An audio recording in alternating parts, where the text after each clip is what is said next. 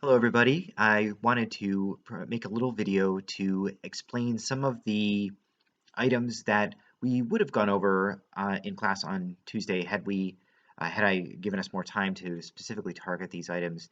And so I wanted to just read them briefly.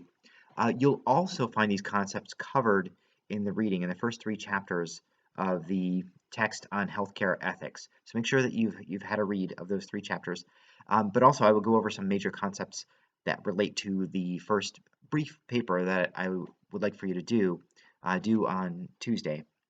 Um, so let me just so essentially, I would like for you to find some kind of case. It could be a case that is listed at the end of chapter 3 of healthcare ethics. You'll notice at the end of every chapter there's a series of 5 to 10 kinds of bioethical cases or case studies that zoom in on particular scenarios where there were various moral principles that were in tension with one another. That's one of the purposes of case studies, is to look at areas where the theories or the principles or the ideas that we're focusing on, the doctrines that we hold to as healthcare providers come into conflict.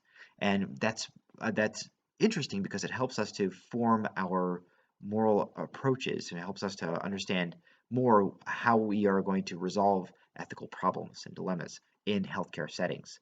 So let me just kind of go over review. So what I would like for you to do, find a case that interests you. It doesn't have to be one of the cases from the end of the chapter. It could be a different one.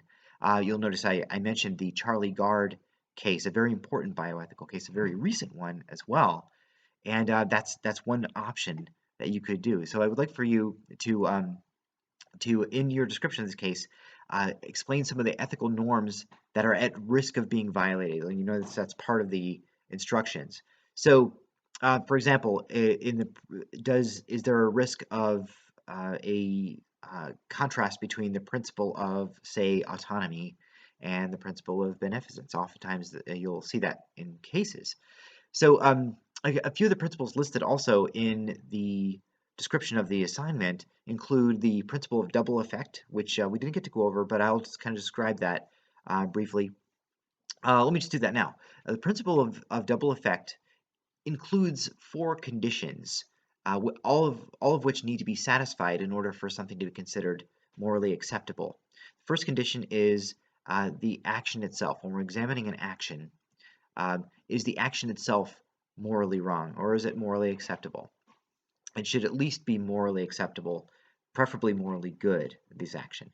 Let's go back to the situation where we have, remember the trolley problem that we discussed, right? The action under consideration is pulling the switch, right? Let's say it's pulling the switch. It's before the large man on the bridge variation, but the action is simply pulling a switch.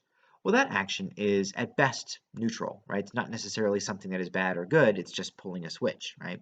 So that would meet the first criterion of the principle of double effect.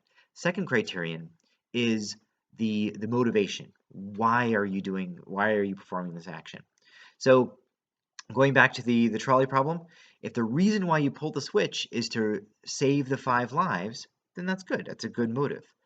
If the reason you pull the switch is to destroy that 1 life, if that's your reason for pulling the switch, then it does not meet the criteria of that criterion for the principle of double effect.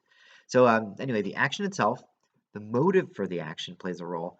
The third item to consider is well, causation. Is it the case that the bad effect ends up causing the good effect? And here, no, it's not the case, because the bad effect is the one person dying. The one person dying does not cause directly the 5 people to live in the trolley problem, right? So, so that's an important condition for the principle of double effect. Now, the fourth one might be also very interesting. It's very important. The fourth condition for the principle of double effect asks about proportionality. Does the good outweigh the harm when we're thinking about an action? Notice this is the principle of double effect, meaning that there is a good effect and there's a bad effect to a certain action. This applies to nearly every kind of treatment in a healthcare setting. Usually there are side effects, which are bad effects, and usually bad effects. But then there's the real purpose of the treatment, which is a good effect, right? So usually the principle of double effect applies to many situations in healthcare. So proportionality asks, does the good outweigh the bad? Now, another concept that we had discussed here is the medical indications principle, which is very much the principle of proportionality. Does the good outweigh the bad? If the bad outweighs the good, then a treatment is not medically indicated. But if the good outweighs the bad, then it is medically indicated. Now, of course, this doesn't consider problems that have to do with risks, right? Risks are important to consider. We'll cover more about that on Tuesday, next time we meet. So all right, so those are effectively the 4 criteria for the principle of double effect. All right, so let me just go over a couple of, I talked a little bit about the principle of proportionality. Does the good outweigh the bad? Very straightforward principle when we're thinking about actions in healthcare settings or treatments or procedures. The medical indications principle, we dealt with that as well. Effectively, a treatment is medically indicated. In other words, it's justified if the good outweighs the bad. The good effects outweigh the bad effects. The wedge principle has to do with questions about whether you start on one course, is it going to be the case that it's going to be catastrophic, right? So will one minor problem result in a major problem, right? In other words, almost like a wedge kind of making its way into a crack. Will that wedge result in a huge crevice or not, right? So it's almost like a kind of slippery slope sort of issue, right? If something starts a little bit of the way of a slippery slope, then it'll go all the way down, right? That's kind of the wedge principle.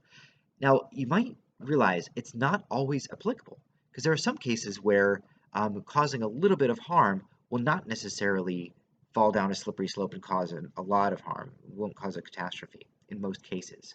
So anyway, be a little bit careful about the wedge principle. It might not be the case that one bad thing will cause a chain reaction of many bad things. Best interests principle has to do with thinking about what would be best for the patient, right? What would be best for the patient? So ordinarily we would say, you might remember talking about cases where a certain treatment would be optimal for a patient, but the patient might refuse that treatment. Well, then the best interest principle, we might use the best interest principle to decide what treatment is best for the patient. However, the patient themselves might not agree to it, right? Okay, so best interest principle asks what is best for the patient. Now, going over to the substituted judgment principle, that's decision making using different criteria. The substituted judgment principle asks what would the patient choose? Were the patient able to, let's say the patient is in a coma or unconscious or on narcotics and unable to make a decision for themselves. In other words, they're unable to give informed consent. Well, in that case, we might ask, well, what would the patient choose, right? In other words, you're substituting the patient's judgment. You're saying, okay, well, what would the patient want in this case, right? Notice that's a different question from what's in the patient's best interest. The patient might not always want what's in the patient's best interest, right? Or what you determine is in the patient's best interest. For example, let's say you have a patient who knows that they would, if they slip into a coma, even temporarily, happen to know that the patient would like to be unplugged from any life support. Let's say you know that about the patient's preferences, right? The patient's judgments. But you know that the patient, say, is in a temporary condition and they might come out of it. In fact, maybe there's a strong probability that they'll come out of it, but you know that they would rather be taken off life support, right? Well, you might say as a healthcare professional that, well, maybe it's in the patient's best interest to just let them ride it out until they are able to get out of this situation. But if you're using the substituted judgment principle, and you happen to be aware that the patient would prefer this, then you may very well do something that's not necessarily in the best interest of the patient, that wouldn't necessarily be best for the patient's health, but rather you would do what the patient would want in that situation. So anyway, intense principles sometimes conflicting with one another, but make healthcare issues all the more interesting because of the way that they challenge each other sometimes. Right? Ideally, in most issues in healthcare, the principles align very well. We do what's in the patient's best interest, and the patient grants consent. The patient is properly informed, and all that kind of stuff. Ideally, all of those things are harmonious and so forth and coherent. But it happens often enough and fairly regularly, as we know from many of your own examples, that there are oftentimes conflicts between these principles. That's one of the reasons why we're here in bioethics.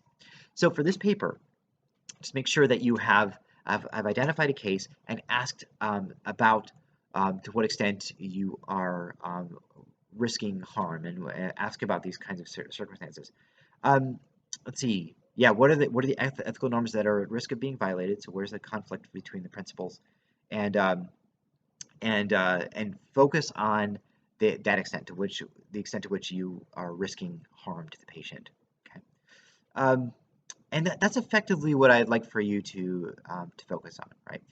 With the Charlie Gard issue, you might be able to do a search for it. I think there might be a link to it in one of the content sections that's available on D2L. Charlie Gard situation, it was fascinating, also tragic. Charlie Gard was a baby who had a rare mitochondrial disorder, and there was no real known confirmed treatment for it that would allow this baby to survive. And this Charlie Gard was in England, and Charlie Gard's parents wanted to take him to the United States to undergo this very experimental, very experimental treatment, a nucleoside therapy, as it was called, and nobody really knew how effective it was going to be, but the parents wanted to at least give it a shot.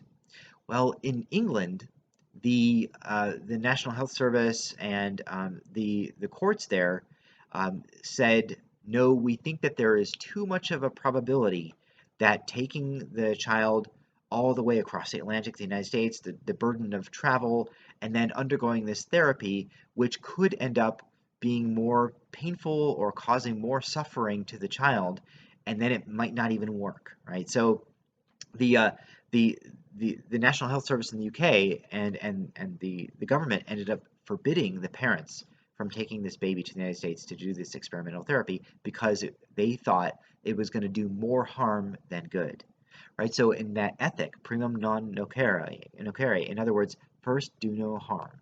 And the courts thought that there was enough of a chance that it was going to do more harm than good. In other words, the courts thought that the experimental treatment was not medically indicated.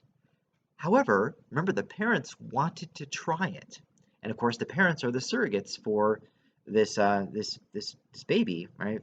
I think Charlie Gard was maybe about 1 year old, I think, when he ended up passing. So the parents wanted to take the child and do that. So